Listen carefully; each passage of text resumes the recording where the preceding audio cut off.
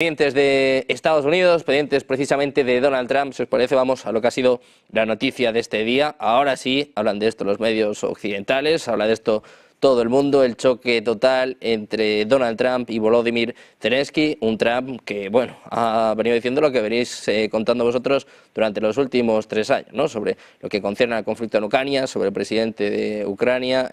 ¿Qué te parece el cambio radical de discurso por parte de Donald Trump y sobre todo, bueno, pues este choque que hemos visto casi sin precedentes con Volodymyr Zelensky, que ha cambiado absolutamente todo, ¿no, Juan Antonio? A ver, ha cambiado la narrativa. La realidad objetiva no ha cambiado. Aquí lo que ha quedado en evidencia, quienes de los que veníamos hablando de estos temas desde hace 3 años, hemos enfocado bien el asunto y quienes han estado diciendo tonterías cuando no mintiendo descaradamente durante 3 años a la población. Esto es lo más importante del tema, ¿eh? Vamos a ver. Cuando alguien pide una negociación en un conflicto bélico, evidentemente no es quien lleva la iniciativa estratégica y va ganando. Siempre es el que ve que o está perdiendo o va a perder. Ese es el que pide negociación. Cuando Estados Unidos solicita esa mesa de negociación con Rusia, está claro que está intentando evitar una cosa. ¿Cuál? Pues lo que de forma indirecta han venido a decir Vance, ha venido a decir Elon Musk, ha venido a decir Trump, que esta era una guerra que no se podía ganar. Cosa que hemos venido repitiendo, insisto. Es decir, era una guerra que no se podía ganar y entonces lo que se intenta es llegar a un acuerdo antes de que se produzca un colapso que puede ocurrir el mes que viene, dentro de 2 meses, dentro de 3 meses, un colapso de todo el frente. Y esto nos pondría a que en un breve tiempo pues pudiéramos ver en Kiev las imágenes de Kabul, solo que ahora con Donald Trump en la presidencia del gobierno, de la administración norteamericana. Y eso es lo que él no quiere bajo ningún concepto. Es decir, eso es algo que impactó claramente en los ojos de Trump en su momento. Acordémonos los ataques que realizó contra Biden y eso no lo quiere sufrir él. Con lo cual hay que llegar a un acuerdo antes de que se produzca ese colapso de una guerra que no se puede ganar. Lo siguiente que es, pues intentar de alguna forma el retorno de la inversión. Trump sostiene que se han invertido ahí unos cientos de miles de millones de dólares y que eso era de los ciudadanos norteamericanos y eso tiene que volver a Estados Unidos. Y además hay una cosa muy importante, que es de lo que menos se habla de la reunión en Riad, que es que van a tratar otras muchas cuestiones y no solo Ucrania. ¿Por qué? Porque la negociación va mucho más allá del teatro de operaciones militar de Ucrania. Estamos hablando de cuestiones geopolíticas, estratégicas y económicas a nivel global. Es decir, de alguna forma, la administración Trump puede entender que dado que el mundo va, por las potencias emergentes que en estos momentos están actuando como actores geopolíticos, como el mundo va a una situación multipolar, hay que situarse en la mejor posición, es decir, conseguir alguna ventaja estratégica que permita sentarse en ese mundo multipolar pues digamos en la silla más grande. Y yo creo que esto es lo que explica todo lo que estamos viendo en estos momentos. Y se suceden las declaraciones en todos los sentidos, ¿no? Por ejemplo, que Estados Unidos se niega a condenar ahora a Rusia en las Naciones Unidas. Por ejemplo, que se retire todo el tema de apoyo a Ucrania en la declaración del G7, por ejemplo, que hablen de que esta guerra no se puede ganar o de que los arsenales estadounidenses están vacíos o que de alguna manera, pues si yo quiero ahorrar, quiero recortar lo del Pentágono, es que hay que hacer una auditoría previa, porque ahí va a aparecer lo que no está en los escritos. Ya lo insinuó Elon Musk y algunos otros. Entonces hay que hacer una auditoría. Pero lo que sí es cierto es que ha hablado de ¿qué? De recortar un presupuesto de defensa elefantiásico, de casi $1 billón anuales. Recortarlo un 8% anual durante 5 años es un 40%. Estamos hablando de 450 mil millones de dólares. Vale, y entonces, ¿quién va a poner eso si se quiere mantener en funcionamiento, por ejemplo, la OTAN, que es la alianza militar más importante? Pues lo tendrán que poner el resto de los socios. Es decir, que todo va en la misma dirección. Todo va en la misma dirección.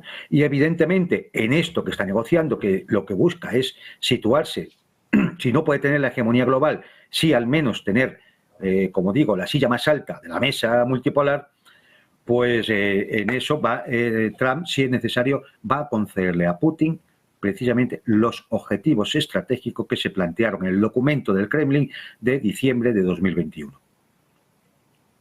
Bueno, pues desde luego que ha cambiado la narrativa, ha cambiado el cuento, ¿no? Como se podría decir coloquialmente, y bueno, sobre todo hemos visto un acercamiento evidente a Rusia, más allá de estas conversaciones en Riyadh. Como bien decía Juan Antonio, no se va a hablar solo de Ucrania, se va a hablar de energía, de arquitectura, de la seguridad europea, se quiere hablar incluso de desnuclearización, en este caso también con China en la mesa. Ezequiel, ¿cómo ha cambiado todo, ¿no? Sobre todo, como bien estaba diciendo Juan Antonio, cómo ha cambiado el mensaje de Joe Biden, también de países en Europa que ahora se están subiendo al carro con un Donald Trump que, bueno, está dejando a Zelensky en una posición muy complicada, ¿no? Sí, efectivamente, presenciamos movimientos tectónicos verdaderamente en la política exterior de Estados Unidos, aunque, como recién recordaba Juan Antonio, nosotros aquí y en otros lugares los vaticinamos 3 años atrás, más o menos, ¿no? Con lo cual tampoco aparecen tan sorpresivos.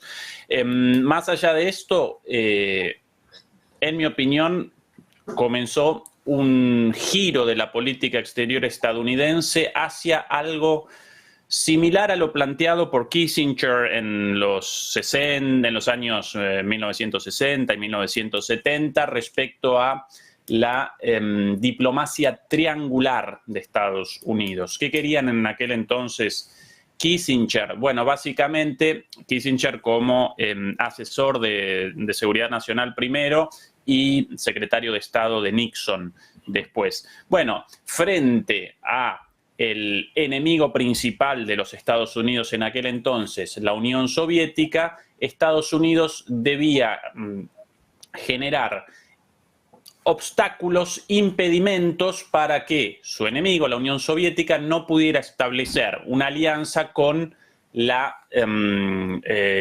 China comunista de Mao Zedong. Y efectivamente, la muy inteligente política de Kissinger, culminada con una visita de Nixon, si no recuerdo mal, en el 71 o en el 72, a China y a Mao Zedong, generó esa ruptura, ¿sí? De alguna manera, una flexibilización de las rispideces entre Estados Unidos y la China comunista de aquel entonces, y de esa manera generó una ruptura entre China y la Unión Soviética, y así la Unión Soviética parecía contenida, ¿no? Como lo quería el teórico anterior a Kissinger de las relaciones internacionales estadounidenses, ¿no? Con la política de la contención, pero no una contención a través de una política hostil y de confrontación casi directa contra la Unión Soviética, sino una política de generar aliados entre los posibles amigos del enemigo principal, entonces la Unión Soviética y China, y ahora Estados Unidos aparentemente quiere exactamente eso. En su redireccionamiento de la política exterior contra China, o hacia China, pero con la obvia intención de una política de confrontación. Y mientras no puede comenzar una guerra militar convencional, directa, en ese contexto quiere reactivar la relación con Rusia para que Rusia no aparezca aliada a China, ¿sí? Eso aparentemente, según varios analistas, entre otros Pepe Escobar, la intención de Estados Unidos, e incluso Rubio, en una entrevista del día de ayer, presentaba esto de manera bastante clara cuando recordaba el poderío nuclear de Rusia, su capacidad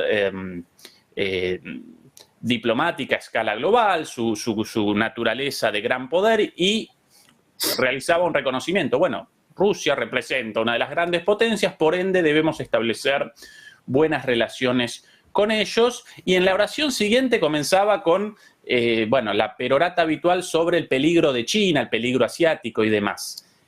Aparentemente el movimiento de Estados Unidos con respecto a Rusia, con la mira puesta en China, y aparentemente el movimiento también de Estados Unidos con respecto a Europa, porque en un fragmento del discurso de Peter Hegseth en Ramstein, del cual todos recordamos sus palabras sobre la posibilidad, bueno, el hecho de que Estados Unidos abandonaba el salvavidas de plomo de Ucrania sobre los hombros de Europa, y que Europa podía despachar tropas, sí, tropas para la paz supuestamente, pero fuera de la OTAN, fuera del artículo 5. Bueno, pero en otro momento de ese discurso, mucho menos difundido, en algún momento presentó claramente esta idea de, bueno, nosotros comenzamos a partir de ahora, con nuestra mira puesta en China, comenzamos a partir de ahora una división del trabajo, así lo llamó, comenzamos una división del trabajo en la cual nosotros estadounidenses o nosotros Estados Unidos vamos a establecer el foco de nuestra política interior en China y en el Asia-Pacífico, y ustedes, los europeos, deben responder en el marco de la OTAN con los pagos aumentados, ¿no? Con el aumento de la contribución al presupuesto de la OTAN y demás. Ustedes, los europeos, deben realizar el trabajo en el continente europeo y en la relación con Rusia, ¿sí? Así que aparentemente querría eso también, ¿sí? De alguna forma, una delegación de la dominación de Estados Unidos en Europa y en la relación con Rusia en los europeos para el continente europeo, y en Rusia con buenas relaciones, y todo eso redireccionado contra China. Ese aparentemente el contexto, y ya están comenzando a presentarlo de manera explícita los propios estadounidenses, más allá de nuestros análisis especulativos desde hace bastante tiempo en este sentido. Así que para mí por ahí aparecen los tiros en este momento, Sergio. Bueno, pues lo que tenemos en este momento son declaraciones, una vez más, del presidente de Estados Unidos. Donald Trump está concediendo una entrevista ahora mismo en Fox News Radio, y sí, está hablando de nuevo de la guerra en Ucrania. Dice literalmente sobre Volodymyr Zelensky: no es importante que esté en las reuniones de paz. Ese mensaje para el presidente de Ucrania. Dice, reitero, no es importante que Zelensky esté en las reuniones. Dice, eso sí, que aceptaría una llamada del presidente de Ucrania, Volodymyr Zelensky. Hoy les contábamos que en medio de estas negociaciones, este intento de llegar a un acuerdo sobre los minerales de Ucrania, Zelensky está presionando para tener su reunión presencial con el presidente de Estados Unidos antes que Vladimir Putin. Dice Donald Trump que no es importante que el propio Zelensky esté en las reuniones. Sobre Rusia, dice que debería haberse disuadido a Rusia, nunca debería haber habido una guerra. Le han preguntado también sobre el cambio de retórica en la Casa Blanca. Hoy decía Dmitry Peskov que la administración Trump no es prorrusa, sino pues que es más objetiva, que está más cerca de la realidad. Le preguntaban sobre si debe estar contenta o no Rusia con la retórica de la Casa Blanca hacia Ucrania, y dice: no, creo que realmente quieren llegar a un acuerdo. De nuevo, mirando a las declaraciones del presidente de Estados Unidos en una entrevista en Fox News Radio, dice que no es importante que Zelensky esté en las conversaciones, en las negociaciones de paz. Pendientes de Zelensky, vamos a mirar también rápidamente a la CEPAC. Ayer hablaba precisamente en este evento Elon Musk, J.D. Vance. Está hablando ahora el asesor de seguridad nacional, Mike Waltz. Presiona a Volodymyr Zelensky. Escuchamos precisamente al asesor de seguridad nacional. Part of his victory plan, it was Zelensky that proposed, hey, let's go into a partnership together. Right. If the United States will invest in us, we have aluminum, we have gallium, we have tritium, we have all of these rare earth minerals that the modern economy needs. A lot of them are not fully developed. They need investment.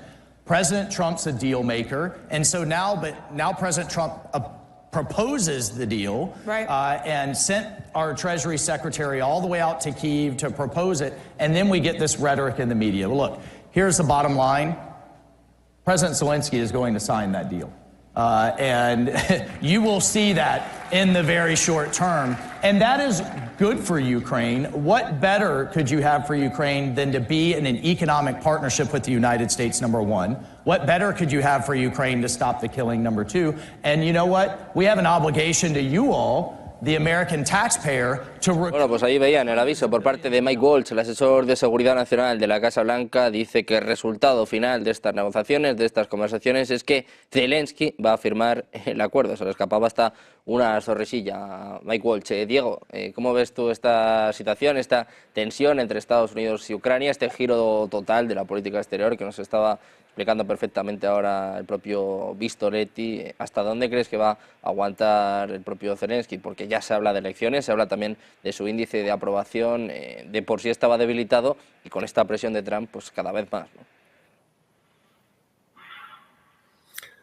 A ver, Zelensky ya, es que hace ya tiempo que salió del escenario, o sea, es que no sé ahora mismo ni hacia dónde quiere ir, ni hacia dónde realmente se quiere dirigir. Son declaraciones muy duras porque al fin y al cabo, bueno, pues no deja de seguir siendo el presidente, en este caso, de Ucrania, ¿no? O sea, eso está claro. Pero cuando Trump, por ejemplo, se dirigió a él diciéndole dictador porque realmente no había habido elecciones y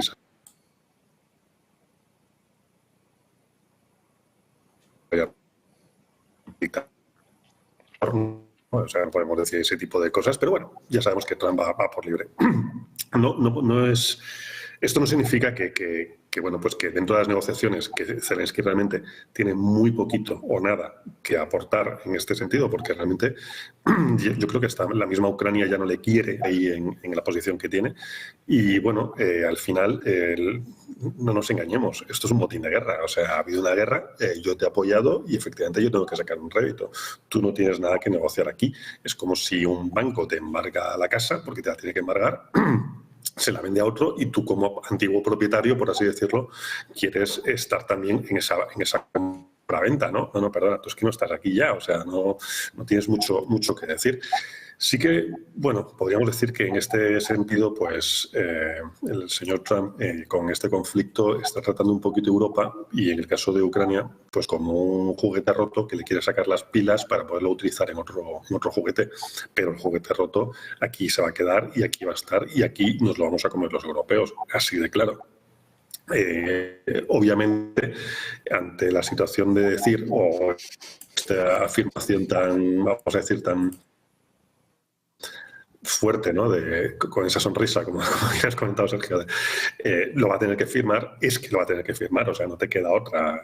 Tú te has endeudado durante estos años con Estados Unidos pidiendo el apoyo, pensando, y yo creo que desde un principio erróneamente, que esto se podría resolver con una victoria.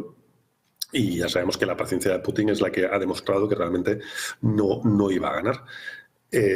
Bueno, y lo que ha hecho ha sido llevar también a Europa hacia una situación en la que se convierte en un caos total y donde Europa tampoco se va a sentar. O sea, esto es una relación entre Rusia y Estados Unidos, que donde yo siempre lo he dicho, el campo de batalla ha sido Ucrania, pero la guerra ha sido entre Estados Unidos y Rusia, que son los que ahora mismo se van a sentar, y obviamente ese botín de guerra va a ser pues esa explotación de minerales, petróleo, gas, etcétera, que tiene Ucrania pues a mansalva y que nosotros aquí en Europa ni lo vamos a oler. O sea, que es que no entiendo yo muy bien hacia dónde qué es lo que quiere Zelensky en este caso aportar y Europa mucho menos reclamar.